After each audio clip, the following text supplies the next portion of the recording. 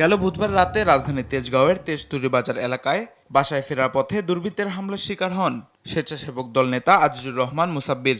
পরে তাকে হাসপাতালে নেওয়া হলে সেখানেই মারা যান তিনি। শুক্রবার জুমার নামাজের পর তার হত্যার প্রতিবাদ ও জড়িতদের বিচারের দাবিতে বিক্ষোভ করে ২৬ নম্বর ওয়ার্ড বিএনপি ও অঙ্গ সংগঠন এবং তেজতুরি বাজার এলাকার বাসিন্দারা। কারণ বাজারের কাজীপাড়া থেকে বিক্ষোভ মিছিল শুরু করে তেজগাঁওয়ের বিভিন্ন সড়ক প্রদক্ষিণ করেন তারা। এ সময় মুসাব্বিরের হত্যাকে পরিকল্পিত দাবি করে হত্যাকারীদের দৃষ্টান্তমূলক শাস্তির দাবি জানান তারা। এদিন সন্ধ্যায় বিএনপির স্থায়ী কমিটির সদস্য সালাউদ্দিন আহমদ নিহত আজিজুর রহমান মুসাব্বিরের বাসায় যান তার পরিবারের খোঁজখবর নিতে। এ সময় সাংবাদিকদের সঙ্গে আলাপকালে নির্বাচন বিরোধীরা মুসাব্বির হত্যাকাণ্ডে জড়িত থাকতে পারে বলে অভিযোগ করেন তিনি।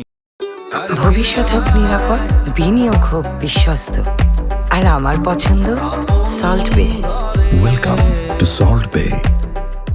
আমার মনে হয় এই জাতীয় কিছু ঘটনাবলীর মধ্য দিয়ে পতিত স্বৈরাচারী সন্ত্রাসবাদী শক্তি এবং অগণতান্ত্রিক শক্তি হয়তো নির্বাচনকে কণ্ঠকাঠিন্য করতে চায়, যেটা সফল হবে না।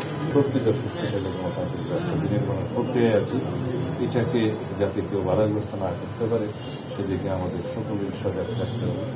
এর আগে এদিন সকালে তেজগাঁও থানার ওসি জানান, নতুন সিসিটিভি ফুটেজ এসেছে পুলিশের হাতে। সেগুলো বিশ্লেষণ করে সন্দেহভাজনদের গ্রেপ্তারের চেষ্টা চলছে। এই ঘটনার প্রথম দিনের কিছু ফুটেজ আমরা পেয়েছিলাম, যেগুলো অস্পষ্ট ছিল।